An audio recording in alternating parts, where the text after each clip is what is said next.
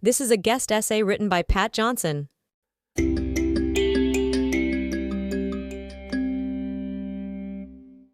Every single innocent life lost is a universe of tragedy. We mourn the thousands of innocent lives lost in this war, Palestinian and Israeli. There are, however, both distinctive strategies and fundamental moral differences on the two sides. And if we do not understand these distinctions, we misconstrue the cause. If we misunderstand the cause, we will inevitably fail to resolve the problem.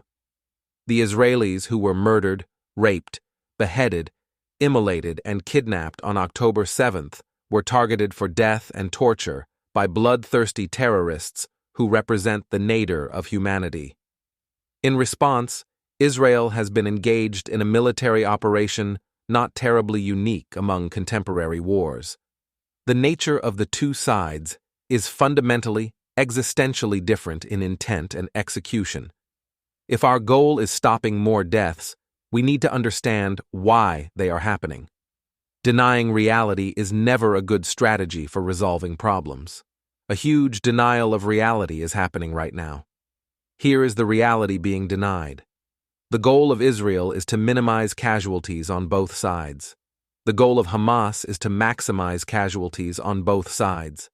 This is the core truth of this war, and to excuse or deny this root cause is to endorse continued war and death. We do not get to self-righteously claim we oppose the deaths of Palestinians and then continue behaving in ways that ensure more Palestinians die. If we misrepresent the cause of why this is happening and therefore lay blame for what is happening at the wrong feet, we help ensure the tragedy continues. Every single death, Palestinian and Israeli, is caused by Hamas. They started this. They perpetuate it. All this dying could end today if Hamas surrendered. They are solely to blame. No buts. No so-called settler colonialism. No so-called Zionist imperialism. No so-called Israeli apartheid jibber-jabber. Enough fanatical inflexibility. Enough of, they stole our land. Enough of, from the river to the sea. Enough of, by any means necessary. Either we want peace or we want more dead Palestinians. Peace will come when Palestinians and other Arab parties are willing to coexist with the Jewish state of Israel.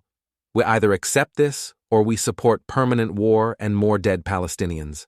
When Palestinian leaders are willing to peacefully negotiate a two-state solution in good faith, there will be a two-state solution.